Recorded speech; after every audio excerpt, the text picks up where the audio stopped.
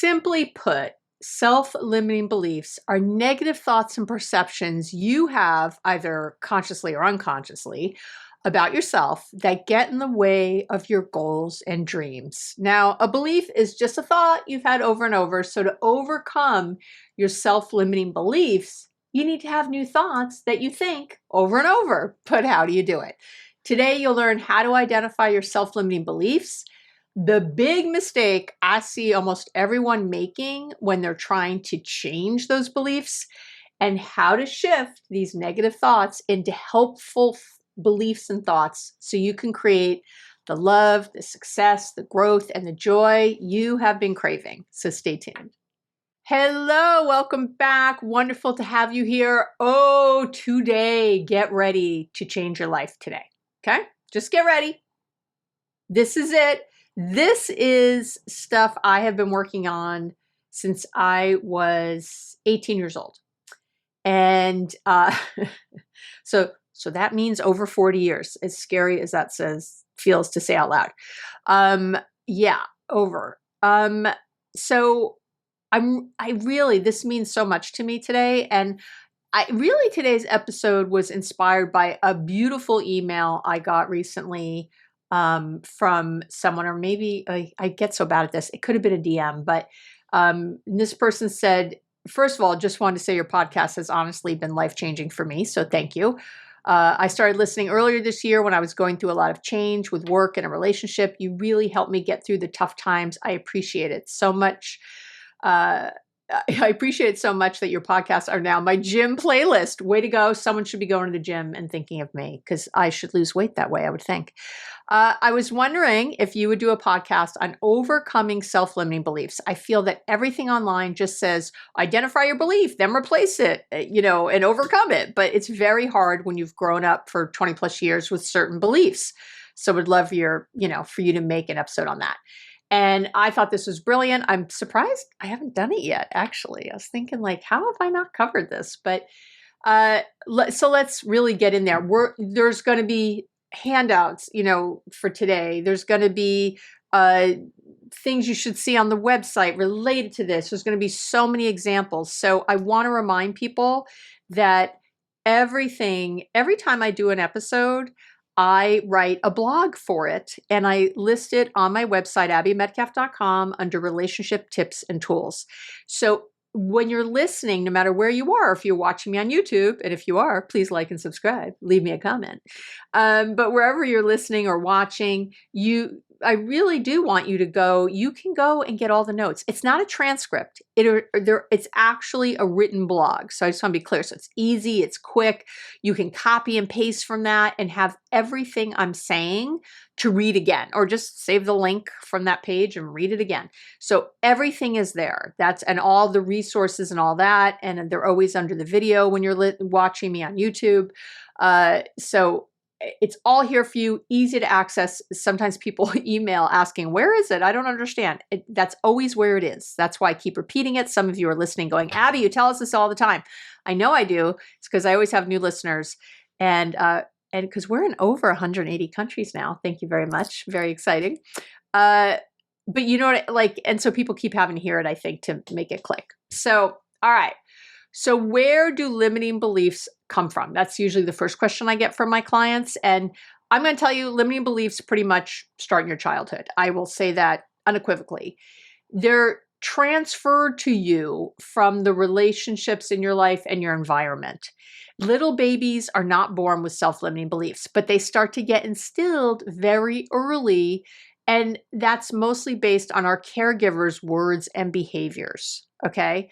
And I've done episodes on attachment theory, so I will link to those again in the show notes on the podcast page or on the relationship tips and tools page.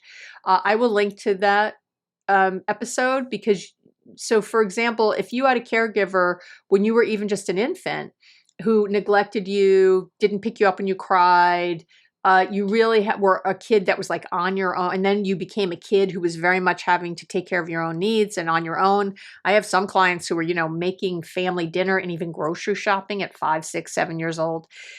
You likely are an avoidantly attached kid if that's how you were raised early on. And avoidantly attached people will think things like, you can't trust others. I need to take, if someone's going to do it, it has to be me. I need to take care of myself first and other people come second. Don't trust people too much because they'll disappoint you. There's a lot of, those are all self-limiting beliefs. You believe them because it was true of your childhood, but it's not true in the universe. And it's not true everywhere. And it doesn't mean you have to keep creating, that kind of relationship. So, but those are self-limiting beliefs and how they happen, just even in that way, just from how you were raised and how people reacted to you. And really, I want to be clear, all of us parents are brainwashing our kids. I tried hard to brainwash my kids. Obviously, I think it's in ways that I think are healthy and appropriate, but let's all get real on what we're doing, So one of the things, for example, that I did a lot was, if you've been listening a while, I have my son, Max, who's now 21, and my daughter, McCartney, who's now 18. But when they were young, we always said to Max, McCartney is the most important person. And we said it to both of them, but Max was older, so at the time, like, your sister is the most important person in your life. We would say it to him, this is your most important relationship. We would say it lovingly, but basically, mom and dad are going to be gone one day and you're always going to have each other. Like, this is, no matter what else, the relationship you should nurture and be careful of and honor and respect and really hold close. And we said that so much that my kids bought into that. And they're not weirdly, overly close or anything, and what I would consider kind of weird. They don't talk every day or anything, but there's a real easiness between them. There always has been. It is very rare that they even, I can count on one hand the amount of times they argued their whole lives. Like, they just didn't. We didn't tolerate it. It was just a way that they were, right? So they got a lot of these beliefs. And some of them, I'm sure, are unconscious even. They might not remember because they were so young when we were saying, this is the most important relationship, blah, blah, blah. Although I've heard Max repeat that. So I know, I know he does remember that. But you know what I mean? There was just a way we instilled it. And I will tell you that, so what happened was, when Max was maybe 5 or 6, he said something to me about, the cartoons they were watching. They'd watch, or like The Sweet Life with Zach and Cody, or they would, watch these shows or cartoons where siblings were often at odds and even hated each other. There's so many fairy tales and everything else where siblings are rivals, right? And my son pointed it out. He goes, why are they always fighting in the shows? I don't get it. He didn't like to watch them because he didn't, like, that's not how he operated. So he didn't get it. He didn't find it funny. He didn't find it engaging. And there's a great example of other people think, well, siblings always fight. Oh, you have to expect it. It just is how it is. And, or it's weird if they don't. And it's not true. It's weird if they don't. But again, these are self-limiting beliefs. These are things that you put into place that you were sort of brainwashed about. And as you get older, limiting beliefs, they really become entrenched due to all kinds of people, the words and actions of your friends, your coaches, social media, of course. I'm trying to change your beliefs right now. And I have been for 7 years. This is my 7th year doing this. I have been at you trying to focus on their self-limiting beliefs and shift them with new beliefs, right? That's like half of what I do here. You've been impacted by TV shows, medical care providers. How many people go into a medical care provider with a complaint and they're just told, well, you just have to lose weight. That becomes a belief. Like, I don't even deserve to see a healthcare professional if I'm not thin. Like, that's crazy. But, these are things that happen. This person seems to know, they're an expert, and they're telling me that my back pain is all because of, my weight or something, which isn't often true. But anyway, teachers, mentors, even some well-meaning therapists. I can tell you there are some effed up people in my field. And sadly, I don't know why with therapy, but it really makes people very against therapy very quickly. Whereas I've met with lots of bad MDs, medical doctors in my life of seeing doctors. I've had some doozy bad ones. Yet I've never thought to myself, I'm never going to go back to the doctor. Instead, I've thought I need to find a better doctor. And so, by the way, if you've had bad therapists, like, get a better therapist. Um, and I really, for me, I think because of, as you all know, I'm a recovering heroin addict. And so early on in the mid 80s, I was really searching for a way because I kept trying rehabs and therapies and different things, and nothing seemed to be quote unquote working. I wasn't able to maintain long-term sobriety, and I couldn't figure out what the problem was. And so I very early on, thank God, was introduced to Anthony Robbins. And you might, I don't know if younger people aren't going to know who he is necessarily anymore, but he was like the guru of the day. He wrote like Unlimited Power, and he's still filling stadiums with 100,000 people pretty easily. And he was all about mindset shifts. He was all about these limiting beliefs, and they were holding you back. I did EST back in the day with Werner Erhard, which is now called the Forum, I think is the newest name of Landmark, I think it's called now. I did something called LifeSpring, which was actually an offshoot of EST. I mean, I was trying everything to try to figure out, because therapy or rehabs and stuff didn't seem to be working, quote unquote. So I was trying different things to try to get it. And I will say that even though I'm not the biggest fan of Anthony Robbins in a lot of ways, I wish he would kind of stay in his lane a little more. I say with love, Anthony, if you're listening. But he did that part so well. And I'll tell you what was really cool. So you would go to do an Anthony Robbins, and this is back when there was, I don't know, 250 people in the room. So I was a very early adopter of this man. And you'd go on these things, and they're really, again, like I would speak directly to him. Like he would talk to he would come out in the audience and talk to everybody. There really, maybe there was 500 people, sometimes, like it wasn't that big. And you would walk on hot coals with him. Okay. So you walked on hot coals, and he would do it was a Friday night, an all day Saturday, all day Sunday, and then a Monday night. Okay. That's what you paid for. And you're hearing that you're going to do this hot coal walk, right? And you're just freaking out. And I remember in my head, I was like, that's going to be Monday night. I'm just going to skip that. I'm going to do the rest of it Friday, Saturday, Sunday. And then I just don't have to show up on Monday. That was totally in my head.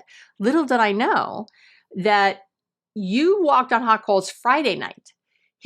Right away, like within hours, I was walking on hot coals. And I did do it twice, and I did not burn my feet.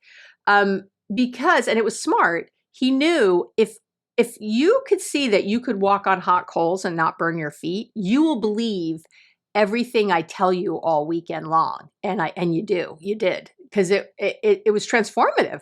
So here's a belief I have: if I walk on hot coals, I'm going to burn my feet. Or the only people who do that are, I don't know, mystics on mountaintops who've been meditating for 30 years, right? Not like young New York women who are, I don't know. I didn't think it was me, that's for sure.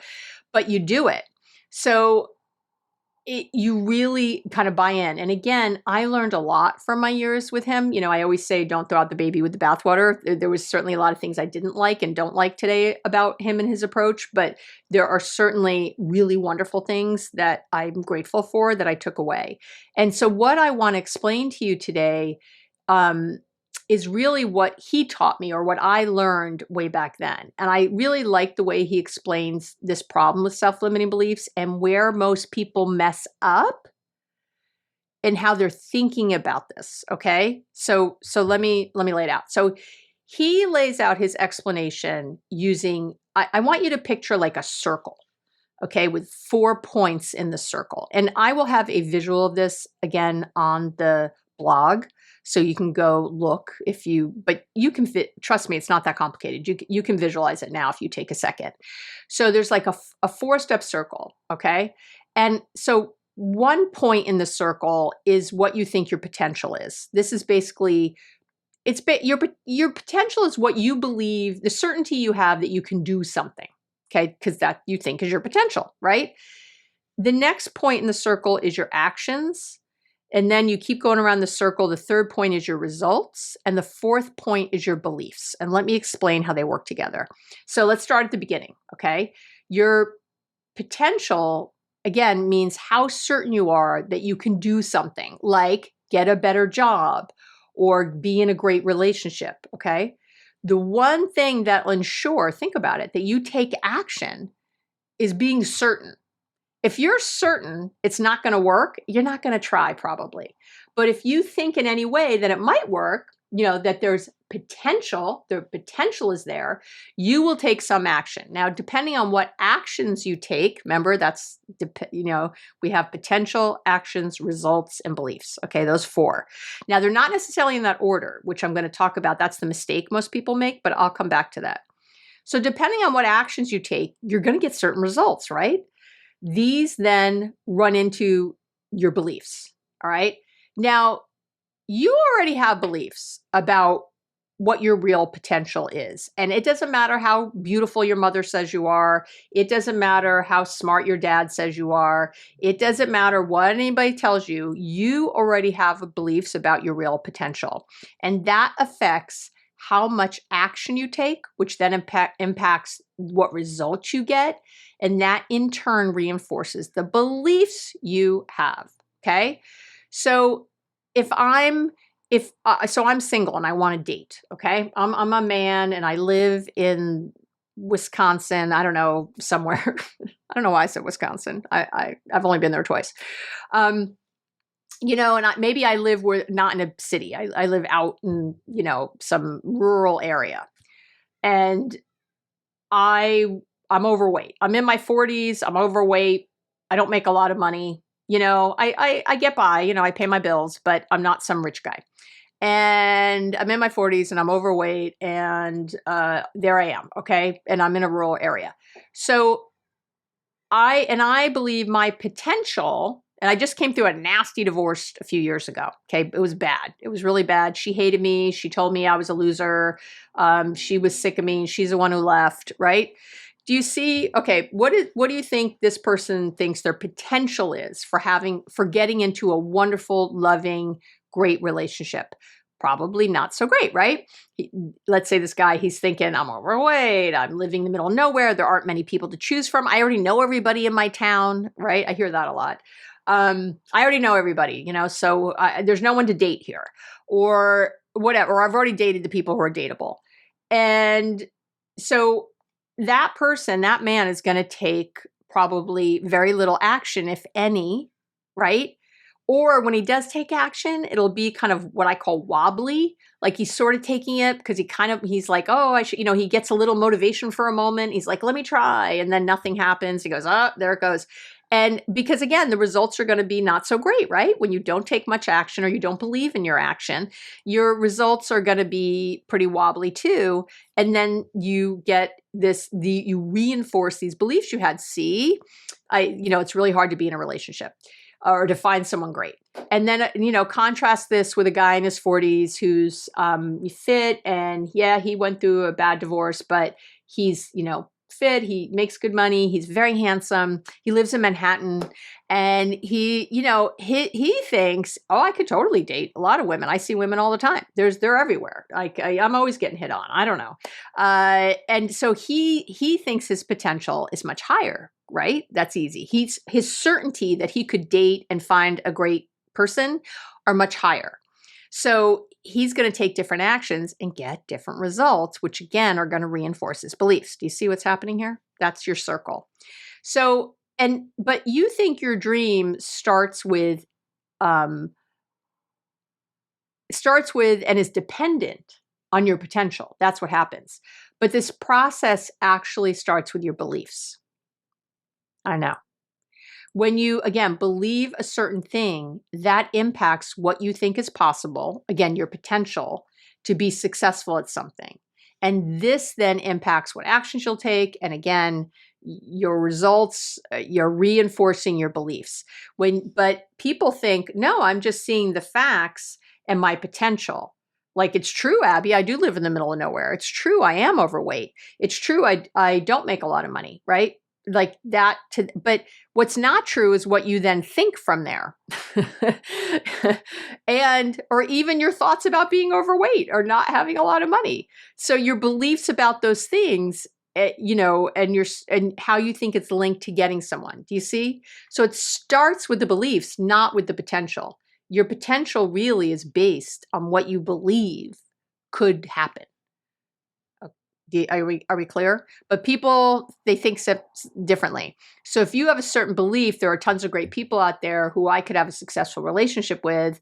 Again, it means you think your potential is sky high and finding an awesome partner. And if you believe this, you take big actions and get big results, right? Again, how, right? I'm repeating it on purpose because I want you to see it. But if in your head, all the good ones are taken, then you believe your potential is low for a great relationship. And you'll take little or no action, again, or those wobbly actions, and you'll get poor results. And then you're going to come back to session with me and say, see, I told you there are no good men out there. And remember that this is also related to clear science. I've mentioned the work of Timothy Wilson 1,000 times on this podcast, maybe not 1,000, a lot on this podcast, right? Brilliant social psychologist. And Wilson's research shows that our conscious brains process information at a rate of 40 bits per second, while your subconscious brain processes information at 11 million bits per second. So if you go on that date and you think there's no good men out there, but you go out on the date because everybody says there are, but you don't really believe it. Remember, your potential, like what you believe is the possibility, the certainty of it is based on your beliefs. So I'm on the date, and that my date, so I'm acting really nice and chipper, and I'm saying all the right things. I've got my Wonder Bra on, my boobs look amazing. I'm doing all the things, but I don't really believe it. And so my date is picking up on that 11 million bits, this wobble, this like, and he doesn't know, or she, I'll say he for now, but it could be a she, whoever you're dating, or they. This other person is picking up on this energy. They don't know it consciously. Subconsciously, they're picking up on something where it seems like you're lying because that 40 bits that you're talking doesn't match the 11 million bits that they're feeling. And you have been in a meeting at work and somebody got up and started talking and they were saying all the right things. And your whole time in your head, you're like, this person's full of shit. And that's the 11 million bits. You are picking up on something else, okay? And you could be wrong about it. You could be picking up on something different than the 11 million. Maybe it's something else. But trust me, we know, we can feel it, And you have to trust that. But the problem is, again, when it's not aligning, you are on that date with the wobble, and then the other person kind of acts distant, So let's say it's me with some guy. The guy is acting, don't tell Gary I'm dating, my God. Just kidding. I'm not dating. The guy is acting weird and I'm noticing it, or maybe just, again, very subtly, I notice he's not sharing a lot. He's not being really honest with me. He's not being vulnerable in some way. So I'm sort of, then I get cagey and act a little, do you see what happens? It's like, again, a self-fulfilling. And then I come home and I go, yeah, all men, they're just emotionally unavailable. It's a belief that keeps getting reinforced. And it becomes a real downward spiral because the worse the results, the more your beliefs are reinforced, and the more you then believe you have less potential in a situation. So take no fewer or weaker actions, creating terrible results and reinforcing your self-limiting beliefs. Okay. How many times see, Abby, I told you this was a waste of time. See, Abby, I told you there are no good men out there. See, I told you I'd get fired. I told you my mother won't listen to me no matter how hard I try. And we also call this a self-fulfilling prophecy, how you're essentially proving yourself right. We call this a confirmation bias also in psychology, okay? So I'm saying all this and I'm spending time on it because I want you to listen to what I'm about to say about how to fix this. There are a couple of key ways, okay? A few key ways, all right? So let's talk about how to identify self-limiting beliefs, all right? Limiting beliefs, self-limiting beliefs, however you want to think about it.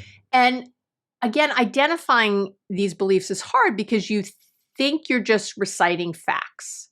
Likely, you might think you even have scientific proof of something. So again, you don't see it as a belief. It just is, I hear that a lot. It just is. It's a fact. Well, of course I got mad when this person got angry at me. Anybody would get angry. Anybody would get mad, Abby.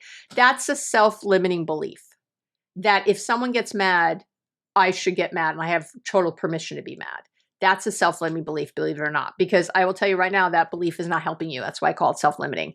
You could get mad, right? That's okay in some situations, but if that's your only response when someone's angry, then that is no longer a choice. That is something that you are, again, kind of keyed into, and that's unhealthy. You should have many arrows in your quiver, so to speak, many tools in your toolbox for when someone is acting angry at you, right? Sometimes you're angry. Sometimes you're asking questions. Sometimes it actually makes you really calm because you're realizing that they're sort of losing it. And it really brings you back to that. Sometimes you'll leave the room. Sometimes you'll stay and have a conversation. There are so many ways you could handle this anger besides just being angry yourself. That's a knee jerk. So it's not a fact. It's not, I have clients state a lot of things to me as facts that are not facts. Okay. It just is. It's because it's so unconscious or subconscious, this limiting belief. Psychologists use unconscious and the lay people use subconscious because unconscious means for a lot of people that they're literally not conscious, that they're like knocked out or something. But we psychologists or most healthcare professionals call it you're unconscious. But I use the terms interchangeably because they are interchangeable. They're synonymous, subconscious and your unconscious. It's the same thing, just so you know. So don't have to get even confused about that. So since so many of your limiting beliefs, they're emotional wallpaper. You don't even know you have them. You don't even see it anymore, right? You don't even notice them. And because so many are subconscious anyway, identifying them is often really the most difficult part to figure out. But I've got you. I have you. I've got a few methods that really work. And I know sometimes I yell into the microphone because I get excited. And I had someone tell me it scared their cat. Keep your cat out of the room. I might yell. You never know what I'll do. I need to make sure you're awake out there and you're listening. Okay. No, I just get excited. I can't be so worried about everybody's reactions to everything. I'm sorry. I love you all, but there's literally millions of you. I can't please you all. It doesn't work that way. So some will be pleased and some won't. So please just have a generous attitude when you listen. There you go. All right, so let's talk about a few methods you can have for doing this. And you can use all of these or one of these. I say try them all and see what works for you. Method number one, and try this for the next week. For the next week, and you'll need to do this kind of all day, every day, or as often as possible. I want you to physically write things down, or you could do a voice memo in your phone, a note in your phone. I don't care how you do it, whatever works, but keep track. Notice any negative thought you have and write it down. Okay. I don't care what the negative thought is. Oh my God, my taxes are due. I'm so scared. My mom is driving me crazy. I can't stand when my partner chews with his mouth open. I don't care what the negative thought is. I want you to write it down. Any negative thought at its root, believe it or not, has a limiting belief. I know. Think of that. You're having bad thoughts about your taxes, maybe because you think you don't have enough money to pay, or maybe you're even going crazy in your head. I'm going to go to jail or what. I don't know what you're thinking. Or that just this thought of someone taking something from you, paying money, any of those things. And you might even be listening going, well, it's a fact, Abby. I owed, $10,000 and I only had $8,000. I get it, but you can work that out and have a payment plan for the other two. It's not, there's a belief you have about something about this money. Maybe you're complaining about your partner because you have an unconscious belief that if they don't change, your relationship can't change, right? I mean, it's whatever it is. So, and I will tell you this, my entire first book, my Amazon #1 best-selling first book. Yes. Can you hear cheers in the background? Okay. That's just me clapping for myself. All right. My book, Be Happily Married, Even If Your Partner Won't Do a Thing. That is an approach I take. I take here on the podcast. I take it with my clients. I talk about it all the time. If you haven't gotten the book yet, I don't know what you're waiting for. It's damn good. And it's nice and short. I purposely did it that way so you could get the lesson and move on and not have to spend hours and hours poring over something. And there's tons of action tips, as you know I always do. But that is a way to shift your belief. I can be happily married even if my partner won't do a thing. Just the title is a push at your self-limiting beliefs about, oh, but Abby, our problems have been going on a long time. Oh, but I don't have the energy to get into a new relationship. I couldn't even do it anymore. Oh, we've changed multiple times, but we always go back to the way it was. You don't understand how big our problems are compared to other people. Whatever. I've heard it all. But you can change your relationship even if your partner doesn't do anything. Absolutely, because I've done it with thousands of clients now. So, and I've done it with you. You've written to me. Thousands of you have written to me and said, oh my gosh, I'm seeing changes in the relationship already. I just listened to 2 episodes and I'm doing the tools. Like, amazing. Okay. So also notice anytime you use the words should, can't, must, have to, never, always. These are all beliefs you have, again, likely unconscious ones. So do that for a week where you write down every negative thought, every time you have a I can't do it. Anything, always, never, any of that language, just keep track of it for a week. This is a way to identify your self-limiting beliefs. Okay. Method number 2 is you can also think of an area, just one area in which you're struggling. And I really suggest you try to do this and write down what you believe is true or factual about just that area. Don't do your whole life. Okay. So, you would maybe write a list of everything you believe is true about relationships, men, women, people. Okay. There are no good men. All men want is sex. All women are gold diggers. It's a waste of time to date someone if you're not going to get married. I've heard that one. I can't tell you how many times. I've told my client, go on a date, just date the person. Oh, they're not Jewish, Abby. Why waste my time? Go on the date. You're not getting married today. Practice. And again, you never know. Maybe that person will convert for you. You don't know if that's so important to you. Or maybe later you'll decide it's not that important that they're not Jewish. You don't know. So, I hear, if I'm not partnered with someone, I'm a loser. Oh my God. How many clients have said that to me? If I don't have children, I'll regret it. Divorce is always messy. My mother will hate me if I tell her how I feel. It always has to go the way my partner wants. These, I know. All limiting beliefs. Or you can make a list of everything you believe is true about, again, some other topic, work or career. Okay. All the things you think. I can't advance unless I work 60 hours a week. I need to bill at least 80 hours a week or I'll be fired. If I want to make more money, I need to work harder. My boss is a jerk. Without a degree, I'll never get far. It's too late to go back to school. It's too expensive to go back to school, right? These are all limiting beliefs. Maybe there's something else like, let me think of a good one. Let's say you want to lose weight. I had this recently with a client. He wants to lose weight. I lose weight, but I always gain it back. I'm destined to be overweight. I'm just not disciplined. I'm just not motivated enough. Nothing ever works for me. I can't lose weight if I don't exercise. The only way I ever get myself to stick to an eating plan is when I'm exercising too, and I can't get myself to exercise. These are all limiting beliefs. Okay, I know. Method number 3, you can also use some journaling prompts to help you dig deeper into your beliefs about a particular area. And because I love you, who loves you? Abby does. Say it. Abby loves me. Because I love you, you can download a list of relationship prompts. I'm the relationships made easy. So we're going to go with the relationships, right? I'm going to give you a list of prompts that you can start with.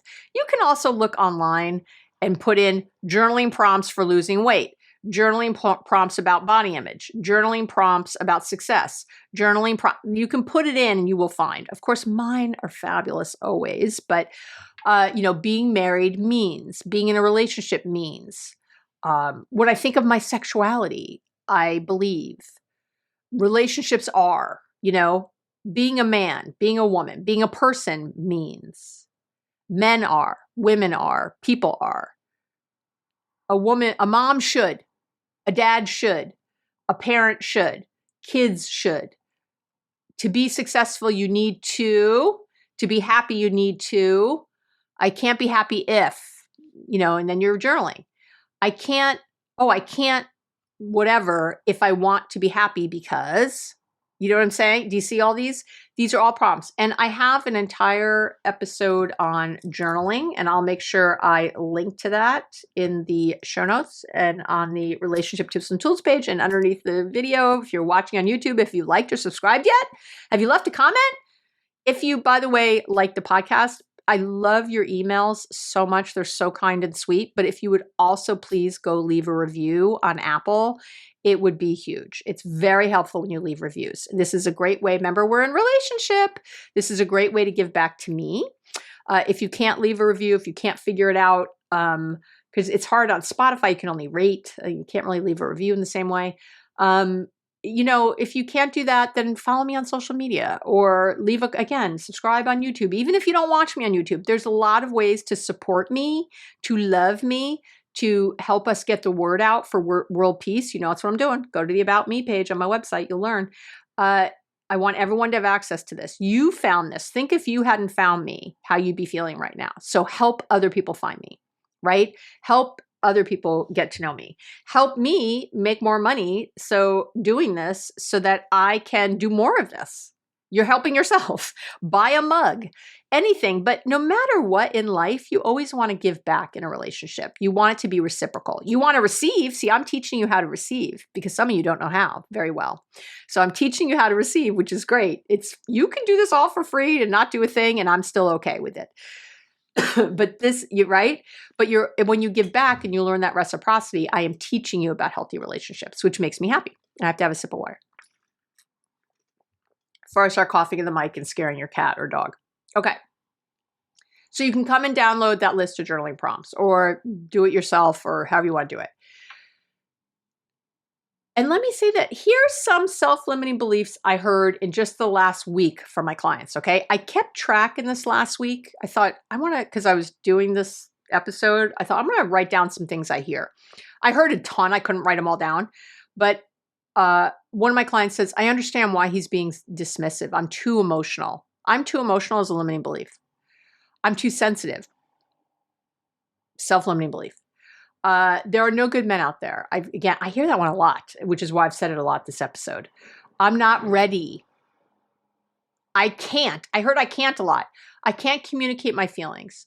I can't get to the gym. I can't wake up any earlier, Abby. I can't. Those are self-limiting beliefs. My children will never recover if I get a divorce. My children will hate me if I get a divorce. If I talk to my mom about it, she'll get mad. I'm no good at conflict. I'm no good at communication. I just can't figure out this communication thing. Do you hear all this? Self-limiting beliefs.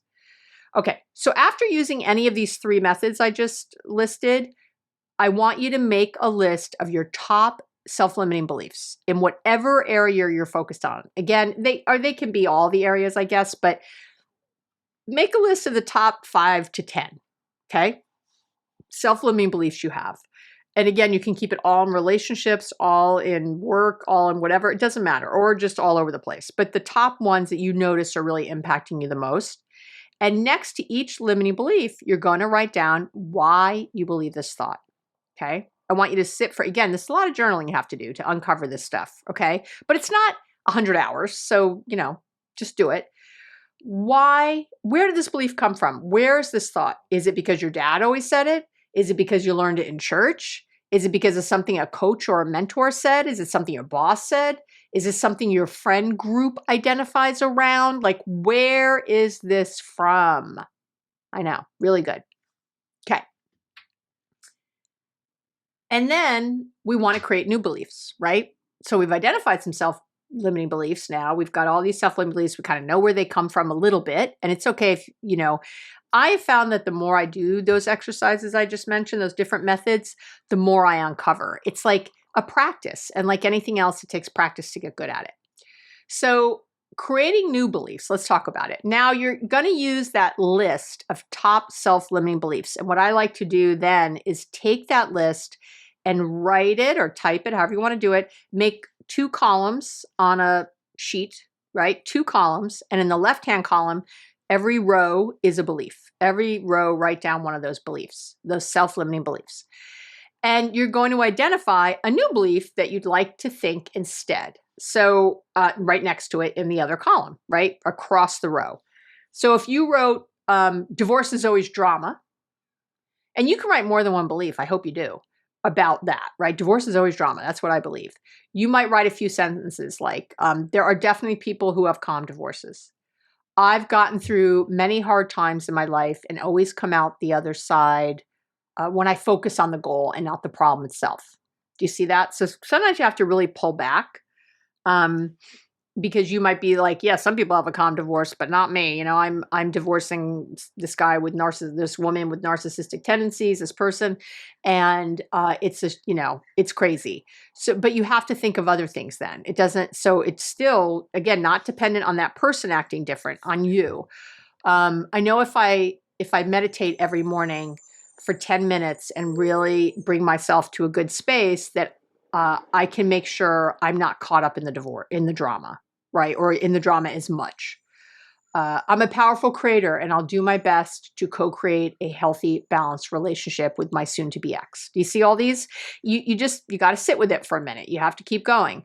I would definitely say I have an exercise video. There's an exercise video. I don't have an exercise video. You are not going to see my ass in a leotard. I'll tell you that right now. I have an exercise that's in a video called the calibration exercise, which can help you kind of get yourself to a higher place, feeling good. And I have an episode of the podcast that I did about how to raise your calibration, how to like raise your energy about this stuff to feel in a better feeling place. So I will link to those also. Okay. And all the places I said I link. All right.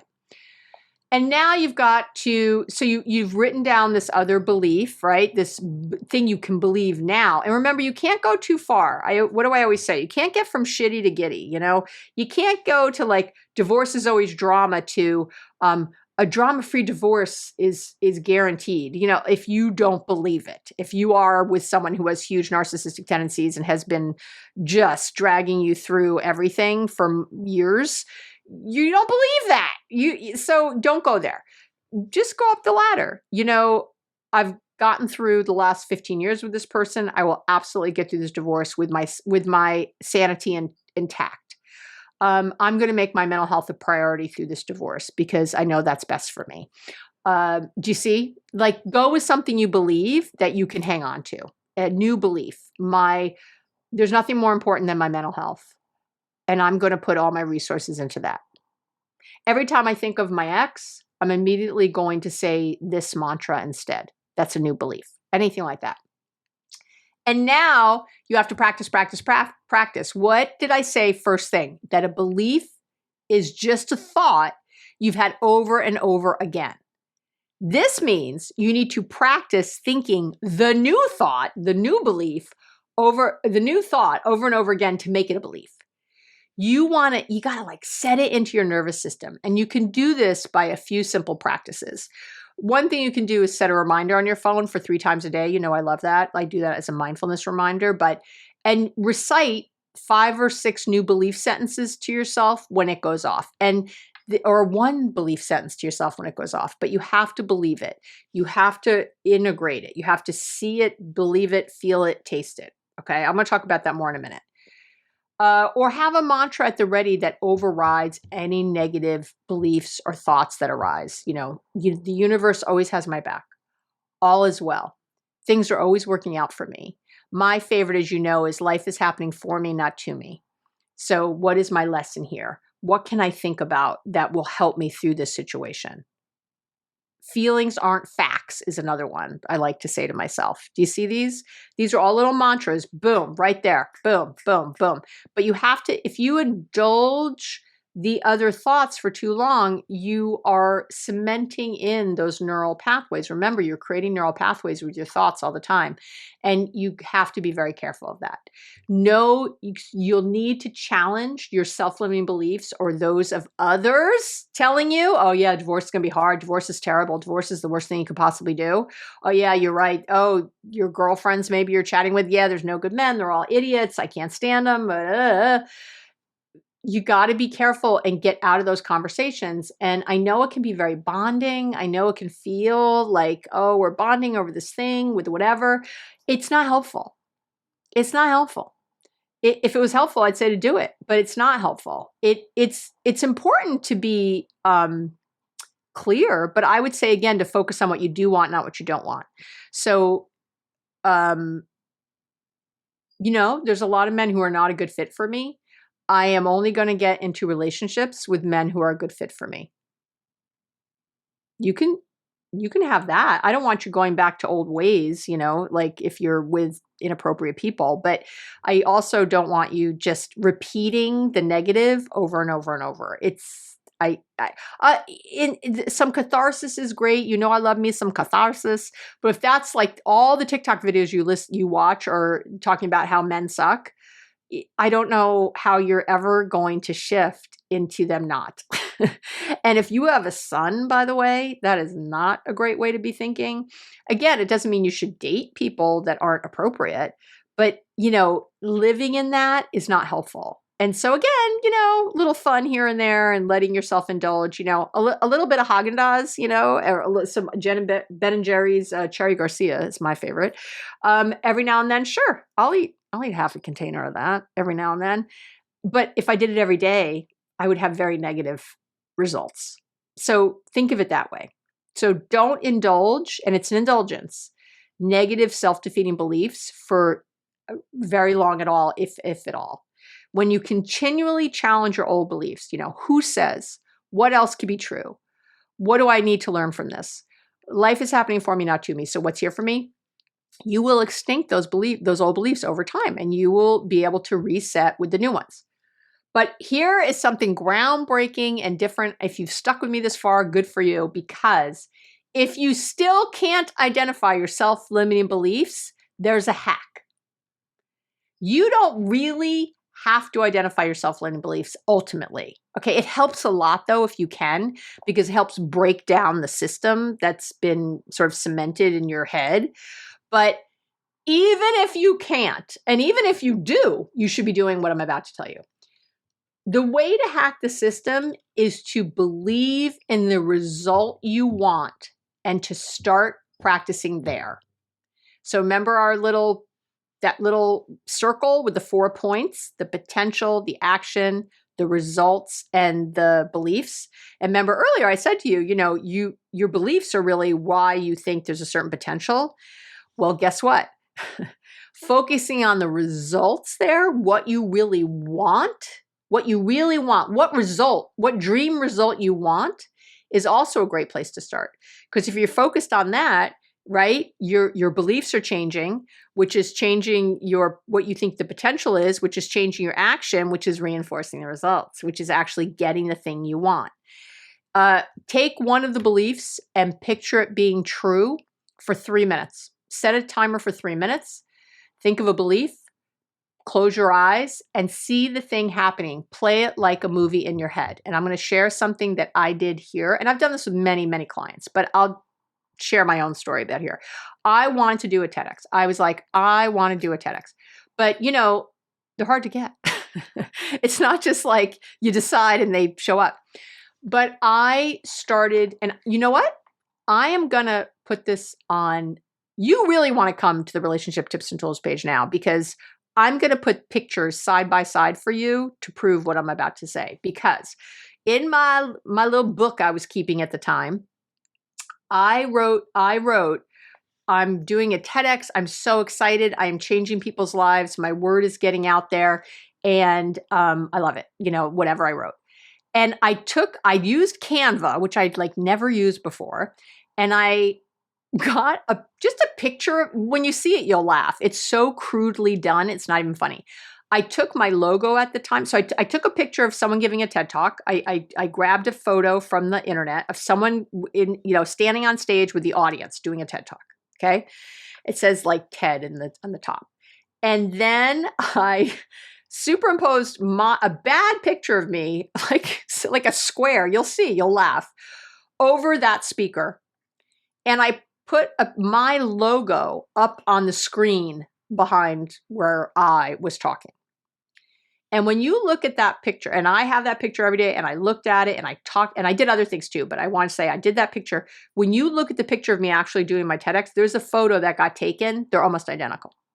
They're almost identical. And I will put them side by side up on the website so you can see how crude and ridiculous my other picture is. I also, though, I talked about it a lot. Like I would tell people, I bought a shirt. I bought the shirt I was going to wear for my TEDx. I spent like money on this shirt. I was like a really special shirt I would wear for my TEDx, which by the way, I didn't end up wearing when I did my TED, but it's okay. Like I bought a shirt because I could see it and see myself there. I started talking about it as if it was reality. I remember being with my good friend and colleague Tess, who I've had on the podcast before. We were in New York and doing some conference, and I met someone. And they said, "Oh, have you done a TED?" I said, "Oh yeah, it's this year. I'm going to be doing one later this year." And afterwards, she said to me, "You got one? I didn't realize you already had one." And I said, "No, I don't have it yet." I just kept telling me I'm going to do it later this year. And they'd say, "Oh, really? When?" I'm like, "It's in the works. I don't know the exact date, but something around third quarter. It should be happening in third quarter," because that's what I put. And guess what? I did my TED in September. Okay. I did it in September. I don't remember the exact date, but it was in third quarter. You know what I mean? So it's like I kept talking about it. I kept making it a reality. I kept visualizing myself there. I kept picturing myself walking out on stage and the people clapping. I pictured myself backstage getting my makeup done, which isn't how it happened, by the way. I got my makeup done hours before. I got my hair done hours before, which by the way, they did a terrible job. So it looked horrible, but that's okay. But I was picturing backstage talking to people. I think I even had famous people in my visualization. I don't even know. But I was picturing myself on the stage, before I walked out, my kind of nervousness, quelling that. I pictured myself walking out in front of everyone. I pictured myself, by the way, also going first. And guess what? I went first on the night I did. Like all the things. I don't know what to say. Like I kept doing it. And it really helps. Talk about it anywhere you can as if it's already true. Right? That's what you want to do. You want to talk about it as if it's already true. And if you feel like you can't talk to people out in the world about it as if it's already true, like again, what I was doing was kind of hedging there a little bit. Just make sure you do it with yourself like it's already true. And by the way, this is what athletes do all the time. This isn't something like weird. Athletes do this all the time. One of the best golfers of all time, Jack Nicklaus, was known for visualizing every shot, including visualizing a hole-in-one every time he took a practice drive. Tiger Woods and his dad, Earl, they used that technique. Earl would tell Tiger to putt to the picture. And that term is used a lot in golf today. Putt to the picture before every putt. That's what you're doing. When I think of rappers, like rapping about women and, gold and money and whatever. And then they rap about it like they already have it. And then they get it because the raps are good. Like it happens in so many ways. I can't even begin to say it. It's funny. I was hearing about some guy on one of the social media platforms who wanted to become a celebrity chef and was renting a place like in the Hamptons, saying he already was, and making food saying, "Oh, I'm making food for my client right now in a celebrity client in the Hamptons." And then he started getting people reaching out to him to be their, I don't know if they're celebrities, but like wealthy people who lived in the Hamptons reaching out because they saw him cooking and it looked good. They liked what he was putting together. He made it happen. You can say, of course, but he was lying and it was disingenuous. But to me, I get it. I really do. And I think you have to be careful on this line that you're not just like, I'm an astronaut, obviously. And for sure, if someone had pressed me, so you have you have the date of it, I would have said no. I would have said, no, I don't have the date. I've been doing a lot of visualizing. I am just really sure. And this did happen a couple times where someone was like, "What date is it? I want to go." And I was like, "Well, actually, I don't have a date yet. I'm putting a lot of things into place to make it happen. Please put that energy out there that I'm going to have it by September." That's what I would say to them. Just put it out there. I am just all in on this, right?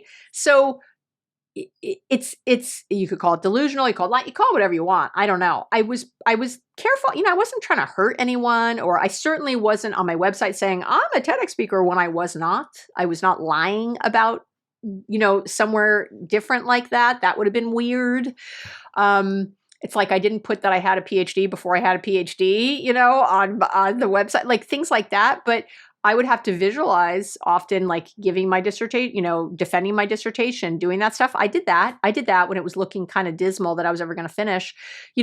There's just ways to do things. I still do it with, I remember starting the YouTube channel, visualizing. Again, you need to figure this out. If you just have in your head, well, that's just disingenuous, that's lying, I'm not doing it, that's fine. You don't have to. I'm not telling you have to. I'm telling you, if you want to change things, it's a really great way to get there. And maybe you could, again, I think it's a self-limiting belief you have that I would just want you to look at. Or if you don't want to do it, don't do it, and do the other things I mentioned, and you will get there, right? It's a little longer route. This is a shorter route, especially if you're using it with the other things. But if you feel like you really can't, I respect that. I respect your beliefs about something. And I'm not going to tell you that you're wrong, because that's up to you. If something is working for you, then I get it. And if it's not working for you, though, I would invite you to think how you could maybe apply it.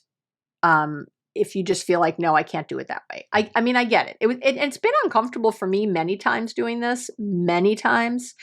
And the more you do it, the less uncomfortable you are. But I would say I still get uncomfortable. Even when I'm doing the visualizing all alone here in my office, I'm a little uncomfortable, and that's okay. It's because it's new. It's because I'm putting something new in the picture. So, but again, even if you can't identify one limiting belief, you can focus on the result you want and practice that as often as possible. Again, it's all about getting into a feeling state. Like I said, playing the movie in your head, like I did, when I would do that. I know this is often called like manifesting and law of attraction and all that. And I don't mind telling you that I think this word is often overused or feels very airy-fairy to me. I'm one of the people who rolls my eyes and dismisses things like this, but it's not, because it's not exactly what I'm saying. I'm not talking about like dream about a bike and you'll have a bike. I'm talking about actual things that are in your psychology that we want to change, to shift how you think about yourself and how you feel about yourself, and to really question the things you have taken as fact and true for so long. Again, Be Happily Married, even if your partner won't do a thing. For many people, just the title of that book is completely against everything you've ever believed, right? So, take it wherever you want. And I talk about visualizing these results as if they're already here, and that's the biggie. So again, if you can't get there yet, start with something smaller. If you can't imagine your dream partner, imagine a good date. Imagine an enjoyable date with someone. Just start there. If you can't even get there, start with just being attracted to someone. You might find that you're not attracted to people very often. Just think about how good it would feel to be attracted to someone. You might imagine talking to your best friend about your great relationship or this wonderful job you have, or a lot of people think about money. I hope that's not all you're thinking about, but and the fun things you're doing with it. But maybe picture what you and your best friend will be talking about if you had this thing, and how you'd be talking about it. To get to the feelings, think of why you want this thing. How will you feel in the having of it? That's the only reason you want it, is because of how you think it'll make you feel. So feel it now. Feel it now, play it again like a movie in your head, and get as specific as you can. Like Jack Nicklaus, with how he approached the ball before he ever got to the green, he would think about, how am I going to putt this? How am I going to approach the ball? Where's it going to go? How is it, right? Picture the putt. So get as specific as you can. What are you saying if you're talking? Who's there? What do you see? What do you smell? What do you taste? Picture it exactly as you want it. A phrase that I've heard a lot is, perfect practice makes perfect. You can think of it that way. All right. I know we did a lot today, because this is a lot to change beliefs. Remember to come download your relationship journaling prompts. I'm also going to link to another episode I did about mindset, Carol Dweck's mindset, which growth versus fixed, which will really help you get into the science of this instead of any kind of airy-fairy feelings or qualities you think there are, if you're feeling like a skeptic about any of this, okay? But all of that is there for you. All of it is here. And I have to tell you, I feel so strongly about you changing these self-limiting beliefs. If you're finding yourself pushing back as I was speaking. Oh, that works for Abby, but not me. She's different. I'm no different. Or famous people are different or whoever. It's not true. And again, that's a limiting belief you have. And I'd like you to challenge that because you deserve and should have a very happy life of happy. That word sucks. Fulfilling, meaningful, joyful, connected, growth oriented, all that I want you to be feeling every day, and you can have it. It's a belief you have that you can't somewhere, and I don't want you to have it anymore. You really can. You can't feel perfect every minute. That's not even a goal, because perfection is not a goal. But you can really feel satisfied in your life, even if you don't have a relationship, even if you don't have as much money as you want, even if you're in debt, even if you don't have your dream job yet, whatever that is, you really can. So I want to invite you to push yourself to start broadening your belief structure, your belief network. Okay. All right. I love you. Thank you so much for spending this time with me today. It means a lot to me. Remember that in January 25, I'm going to start my Patreon. I would love to hear from you. Comment somewhere. Send me a DM. Comment under the video on YouTube somewhere. Let me know what you'd like to see on Patreon. You're going to have, of course, the podcast with no ads, but what would be worth it to pay for? At this point, I think I'm going to do a live or recorded. I have to figure all that out with the technology, where I'm answering questions more directly, where you have more access to me and my thoughts, and or even where we maybe take an episode and you can ask questions about that episode, like things that you're thinking of right now at home, going, but what about this, Abby? But what about that? You could ask it in this forum. So I want you to really think about what you would love, what would have the most meaning for you.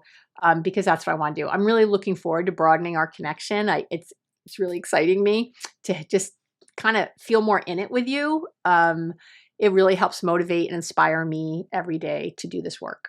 So I love you. Thank you for being here with me, and I'll talk to you real soon.